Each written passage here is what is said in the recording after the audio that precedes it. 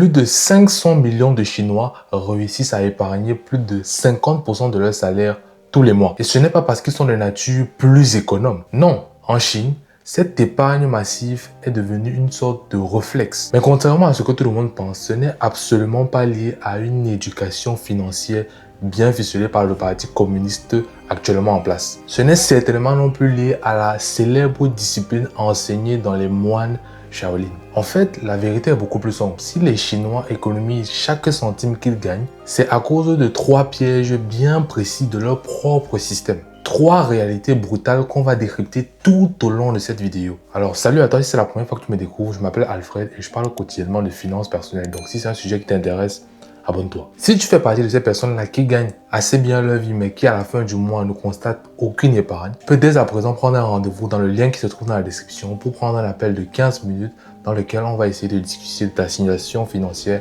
actuelle. Et enfin, si tu fais partie de ce groupe de personnes-là qui pensent que la lecture est bien pour son propre développement personnel, j'ai écrit un tout petit livre qui se lit très rapidement, que tu peux télécharger dès maintenant dans la description de cette vidéo. Sur ce, c'est parti. Alors la première raison pour laquelle les Chinois sont obligés d'épargner autant d'argent que possible, c'est que les Chinois, très tôt, dès qu'ils commencent à travailler, doivent prendre en charge leur famille. Et ceci n'est pas quelque chose de normal, c'est quelque chose d'institutionnel. C'est-à-dire que c'est obligatoire. C'est-à-dire encore que s'ils ne le font pas, certains encourent une certaine peine. Et pour cela, je vais vous raconter une petite histoire. Quand j'ai commencé en alternance, c'est-à-dire mon premier travail, j'avais une collaboratrice qui travaillait dans une entreprise en face de nos bureaux.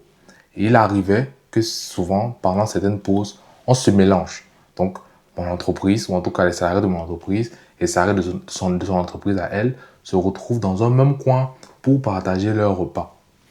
Et donc, j'ai fait sa connaissance, on a commencé à échanger, et le temps est passé, on se revoyait plusieurs fois, on a noué une certaine amitié, si on peut le dire ainsi. On discutait fréquemment. Et une fois est venue la discussion de l'argent en fonction des cultures. Elle étant d'une culture asiatique, moi étant d'une culture africaine.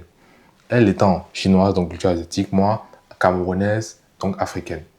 Et moi, je lui parlais du fait que voilà, quand tu commences à toucher ton premier salaire, la famille commence à... En fait, en Afrique, il y a cette culture-là comme quoi, quand tu commences à gagner de l'argent, tu dois donner un peu à certains membres de la famille parce que c'est le premier salaire. En fait, c'est la redistribution du premier salaire. C'est un peu une sorte de loi. C'est un peu... Ce n'est pas institutionnel, mais c'est fait comme ça. En fait, c'est la règle. On peut dire c'est la tradition. Je ne sais pas, mais je sais que c'est ce que moi, par exemple, ma maman m'a demandé de faire. Et je lui ai parlé de ça. Elle m'a dit, donc c'est comme chez nous en Chine. Je lui ai dit, comment ça c'est comme chez vous en Chine? Elle m'a dit, non. Moi, par exemple, je paie non seulement des frais, comment dire, une cotisation pour mes parents et pour mes grands-parents, mais aussi, je paie les frais de santé. Et là, je suis resté, j'ai été un peu choqué. Parce que elle étant issue de la politique de l'enfant unique, peut-être qu'on va en parler après aussi, elle est obligée de prendre en charge ses parents, mais aussi ses grands-parents, mais aussi leurs frais de santé. C'est-à-dire qu'à raison de 300 euros, ce qui fait un peu plus de 40 000 yens si je ne me trompe pas. Donc, quand vous commencez à travailler, quand vous êtes chinois et que vous savez que vous allez prendre en charge vos parents ainsi que vos grands-parents, tout ce qui rentre, en fait, est déjà calculé, est déjà planifié. Parce que ce n'est pas un argent qui ne sait pas où est-ce que ça va aller. Non, c'est un argent qui sait exactement où est-ce que ça va aller. Donc, voici une des raisons qui fait que les Chinois économisent autant. C'est que beaucoup d'entre eux ont souvent à leur charge des parents. Et pour ceux qui ont déjà des enfants, ils ont leurs enfants, ils ont leurs parents, ils ont leurs grands-parents. Donc, je pense que c'est une très bonne raison d'économiser chaque centime qu'on gagne. La raison numéro 2 qui fait que les Chinois réussissent à épargner autant de leur part, de leur salaire, c'est que chez eux, c'est devenu c'est un deuxième réflexe. C'est un second état d'esprit. Et ceci, c'est ancré dans l'histoire même de la Chine. Il faut savoir que la Chine est l'un des rares pays qui a eu autant de moments de famine. Ce qu'on appelle des moments de grande famine. C'est-à-dire que c'est des moments où la famine cause des millions de morts. Ce qu'on appelle des moments de l'histoire de grande famine. Par exemple, en Chine, il y a eu 4 grandes famines. Et il y a une grande famine en particulier qui a causé plus de 45 millions de morts. Je ne sais pas si vous vous imaginez. C'est-à-dire que 45 millions de morts de personnes sont décédées de la famine en Chine par manque de moyens.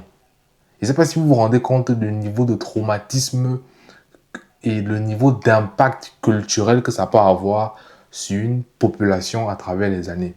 C'est-à-dire que vous avez eu une grande famine qui vous a causé autant de morts, mais vous n'en avez pas qu'une, vous en avez eu 4. Bien sûr, l'impact en nombre de morts n'a pas été aussi significatif qu'à ce moment-là, n'empêche que ça a existé. Et donc, la grosse répercussion de cela, qui se voit encore aujourd'hui, c'est que les Chinois épargnent. Ils épargnent beaucoup. Ils épargnent même beaucoup trop. Et pourquoi cela? Parce qu'ils ne savent pas réellement quand est-ce que... Mais ça, c'est génétiquement, hein. Quand est-ce que génétiquement sera le prochain repas? Ça peut faire un peu rigoler, mais c'est dans les gènes. Ça dit que ce n'est pas quelque chose de rationnel. C'est quelque chose qui est intergénérationnel et qu'ils ont hérité. En fait, c'est une sorte d'héritage culturel qui vient de ces grands moments de souffrance-là. Et ce qui fait qu'aujourd'hui, la majorité des jeunes, et tous n'ont pas en charge leurs parents et leurs grands-parents. Non. En Chine, très souvent, les vieux de 60 ans travaillent aussi, participent à l'économie. Donc, ces jeunes-là aujourd'hui qui n'ont même pas leurs parents et leurs grands-parents en charge et qui n'ont peut-être pas d'enfants et qui peuvent avoir une grosse épargne, c'est dû au fait que, en fait, dans la génétique, on ne dépense pas. Et vous savez, il y a aussi cet effet boule de neige là qui fait que dans une société, quand vous grandissez avec des personnes qui ne dépensent pas autour de vous, vous aussi, vous ne dépensez pas. Vous aussi, vous ne flambez pas. Parce que quelque part en Chine, chez les Chinois, c'est mal vu. C'est un peu comme en Afrique, vous voyez, c'est mal vu de s'acheter la grosse voiture, c'est mal vu d'acheter un type de vêtement en particulier. C'est très, très, très, très mal vu parce que même l'État n'est pas flambeur en Chine, vous voyez. C'est un peu dans la culture.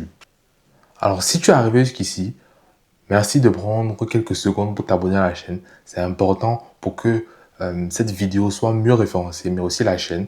Donc, prends le temps de t'abonner, de laisser un like et pourquoi pas un commentaire pour me donner un avis sur ce que tu es en train de regarder. Sur ce, on continue avec la troisième raison. Alors, la troisième raison pour laquelle les Chinois réussissent à épargner autant, c'est qu'ils ne peuvent même pas tomber dans ce qu'on appelle l'effet de richesse. Alors déjà, qu'est-ce que l'effet de richesse?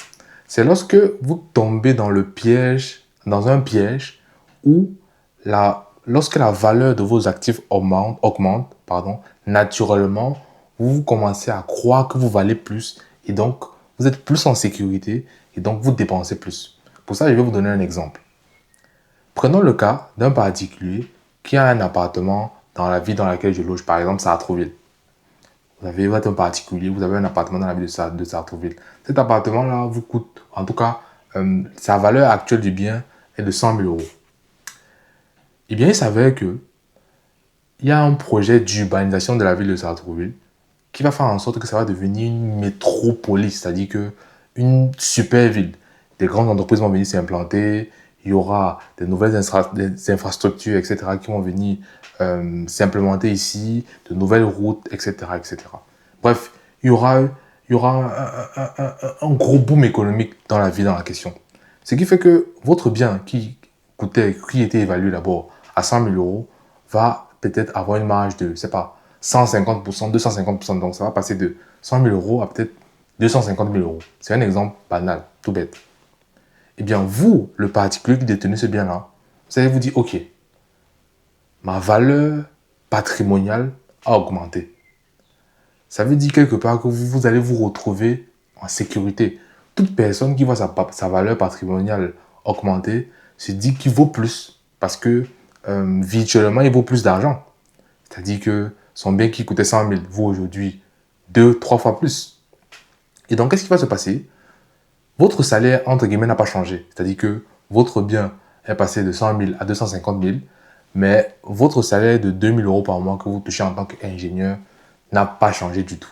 C'est les mêmes 2 000 euros que vous avez, mais psychologiquement parlant, ce n'est plus la même chose. Parce que vous vous considérez comme quelqu'un qui a évolué dans la vie. Et de ce fait, ça va se transposer dans vos dépenses. Et donc, vous allez dépenser plus. Vous allez faire des achats plus chers. Par exemple, si vous vouliez acheter je ne sais pas, si vous voulez partir en vacances dans un pays qui ne coûte pas assez cher, dans un hôtel qui ne coûte pas assez cher, vous allez vous prendre un hôtel qui coûte un peu plus cher pour satisfaire un peu votre famille parce que vous estimez que vous valez plus, votre patrimoine a augmenté. Donc, vous voulez peut-être aussi un peu célébrer ça. Ce qui est tout à fait normal. Ce qui est tout à fait normal. Vous avez fait un bon coup donc, et votre coup a une plus-value. Donc, vous décidez de célébrer ça. C'est psychologique. Et bien, il s'avère qu'en Chine, ce n'est pas vraiment possible. Pourquoi? En Europe, par exemple, lorsque vous êtes en Europe, vous pouvez investir dans le CAC 40, par exemple, c'est-à-dire les 40 meilleures entreprises de France, par exemple. Et donc, vous investissez dans des entreprises pardon, qui, à la fin de chaque mois, à la fin de chaque année, vont vous donner des dividendes. En Chine, ce n'est pas possible. Toutes les grandes entreprises sont détenues par l'État, par le Parti communiste. Ce qui fait que quoi? Ce qui fait qu'à la fin de l'année, qui bénéficie de tous les gains en question? C'est le Parti communiste et non les Chinois. Ce qui fait que tout l'épargne que les Chinois ont, entre guillemets, ne produit rien, c'est-à-dire 0%. Donc, ce qui fait que si vous n'avez pas une épargne qui vous produit de l'argent, vous allez être restrictif envers vous-même. Si vous n'avez pas, comment dire, vous n'avez pas d'autres sources de revenus, entre guillemets, à part votre salaire, parce que c'est ça réellement, vous allez garder beaucoup d'argent. Vous êtes obligé d'en garder parce que si votre seule source de revenus, c'est votre salaire, si vous le perdez, qu'est-ce qui se passe? Vous voyez qu'on est dans un système totalement différent des autres systèmes.